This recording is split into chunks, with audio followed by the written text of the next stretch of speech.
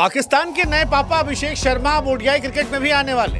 अब किसकी जगह खाने वाले हैं वो तो हम आपको नहीं बता सकते, लेकिन इतना बता सकते हैं कि पाकिस्तान के सामने अभिषेक शर्मा ने जो कुछ किया उसके बाद अब दुनिया को सदमा देने वाला है। वैसे अभिषेक शर्मा जब से आए हैं तब से जो कुछ वो कर रहे हैं वो दुनिया की समझ से परे है, क्योंकि उनका राइज ये बताता है कि यार एक खिलाड़ी जो अद्भुत, अविश्वसनीय, अवर्णनीय, कल्पनीय होता है वो बेहतर से बेहतरीन खिलाड़ियों को करियर भी खा सकता है। मतलब to be very honest, I am a big fan of Yashasvi Jaiswal. मुझे लगता था कि जायसवाल जनरेशनल टैलेंट है, तीनों फॉर्मेट के लिए सबसे बड़े खिलाड़ी।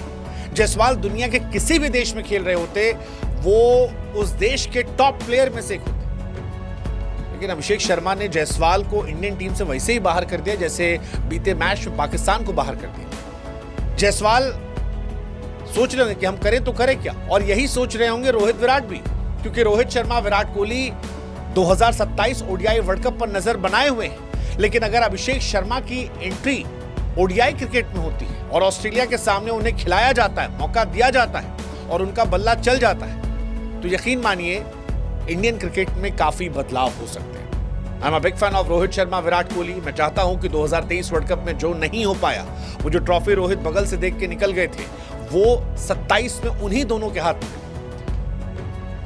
लेकिन at the same time I also feel कि यार अभिषेक में एक्सेप्शनल टैलेंट है। एक ऐसा इंसान जो क्रिकेट मैच को खड़े खड़े बदल सकता है, एक ऐसा इंसान जिससे मैं उम्मीद कर सकता हूं कि वो किसी भी दिन वनडे क्रिकेट में 200 मार सकता है, पावर प्ले में तबाही मचा सकता है। और जो तबाही उन्होंने पाकिस्तान के सामने मचाई, जो तबाही उन्होंने बीते कुछ समय से T20 क्रिकेट में मचाई, जिसकी वजह से वो उन लिमिटेड इंडियन प्लेयर्स में हो गए हैं जो 900 प्लस की रेटिंग पा चुके हैं, तो अभिषेक की जगह बनती थी और ये जगह माना जा रहा है कि ऑस्ट्रेलिया वाली सीरीज में उन्हें मिलेगा। अब मिलेगा तो जगह किसकी जाएगी, क्योंकि इंडियन ओपनिंग स्लॉट में बहुत मारामारी है। मतलब ऋतुराज गायकवाड़, हम सोच भी नहीं रहे उनके बारे में, जबकि वो भी खतरनाक टैलेंट है। शुभमन गिल वाइस कैप्टन है तो उनकी जगह तो बन जाएगी। रोहित शर्मा अगर कैप्टन बनकर खेलते हैं तो जगह बनती है। अगर रोहित कैप्टन नहीं होते हैं तो फिर क्या अभिषेक की जगह बन जाएगी। जायसवाल मस्ट बी थिंकिंग भाई मैंने क्या गलत किया, मैं तो 2 साल से वेट कर रहा था कि रोहित और विराट रिटायर होंगे तब जाके मेरी जगह बनेगी, लेकिन जगह बनती उससे पहले ही अभिषेक साहब जो है वो आ गए। एक सवाल ये भी मन में है कि अभिषेक शर्मा को लाया क्यों गया है। मतलब वो T20 के नंबर 1 प्लेयर है, वनडे फॉर्मेट में एंट्री की बात कही जा रही है, लेकिन लाया क्यों गया है? क्या रोहित और विराट के सक्सेसर के तौर पर लाया गया है? और अगर ऐसा है तो क्या रोहित और विराट का करियर जो है अब वो बहुत लंबा नहीं है? क्योंकि बीच में अफवाहें उड़ी थी कि बीसीसीआई की तरफ से सेलेक्टर्स ने कहा है कि भाई साहब या तो सारे डोमेस्टिक खेलिए या ऑस्ट्रेलिया वाली सीरीज खेलिए, एक अच्छी सी विदाई वाली तारीफ सुनिए और उसके बाद टाटा गुड बाय कर लीजिए। सवाल ये कि अभिषेक शर्मा की एंट्री क्या आगे आने वाले समय में वनडे फॉर्मेट में चीजें बदलने वाली है, क्योंकि अभिषेक जिस अंदाज में खेलते हैं उसके बाद T20 में टू बी वेरी ऑनेस्ट आज रोहित और विराट को कोई मिस नहीं कर रहा। हो सकता है कुछ डाई हार्ड फैंस हों जो मिस कर रहे हो, बट अभिषेक ने पुरानी नॉस्टैल्जिया से हमें आगे निकाल दिया, भविष्य की सुनहरी उम्मीदें दिखा दी। और ये इसलिए क्योंकि वो जनरेशनल टैलेंट है, वो टैलेंट है जो आपको फ्लैम्बॉयंट इमेज में एक सुखद एहसास कराता है, जिसकी बैटिंग देखने में मजा आता है। आप याद कीजिए एक जमाना था, विराट साहब बैटिंग करते थे, मैं आनंद आता था। रोहित बैटिंग करते थे, आनंद आता था। उससे पहले धोनी थे, उनकी बैटिंग देखने के लिए हम टीवी ऑन करते थे। आज अभिषेक की बैटिंग देखने के लिए हम टीवी ऑन करते हैं, और ये बहुत कम समय में। अभिषेक ने बहुत कम समय में T20 में नंबर 1 की जगह बना ली। अब वो नंबर 1 T20 में है तो लाजमी है कि उन्हें ओडीआई में मौका मिलेगा।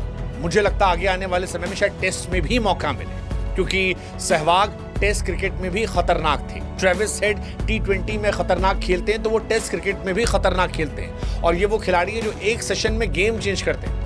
और अगर कोई खिलाड़ी इस तरह से परफॉर्मेंस कर रहा है, एक्सेप्शनल खेल रहा है, पाकिस्तान के प्रेशर को नहीं ले रहा, मतलब शाहीन शाह अफरीदी को मजाक बनाकर जिसने मारा, सो आई एम श्योर आगे आने वाले समय में उन्हें बाकी फॉर्मेट में भी जगह मिलेगी। लेकिन फिलहाल शुरुआत जो है वो ओडीआई से मानी जा रही है, और अगर ओडीआई में अभिषेक आते हैं तो it's gonna be very exciting. साथ ही सेलेक्टर्स के लिए माइग्रेन होगा कि किसे खिलाएं, किसे बाहर भेजें, किसे रखें, कौन टीम में 11 में आएगा। क्या आपको लगता है कि अभिषेक शर्मा को 11 में मौका मिल पाएगा? कमेंट सेक्शन में बताइएगा। अभिषेक ने जो किया है उसके बाद मुझे लगता है मौका तो बनता है, लेकिन क्या प्लेइंग 11 में मिलेगा? ऑस्ट्रेलिया में 3 वनडे सीरीज है, उसके बाद 5 T20 मैचेस है, तो T20 तो वो खेल रहे हैं, क्या 3 वनडे में किसी एक मैच में मौका मिल जाएगा? और अगर मिलेगा तो आपको क्या लगता है कि अभिषेक के चलते कौन कौन से खिलाड़ी हैं जिनके करियर पर काफी डेंट लेगा?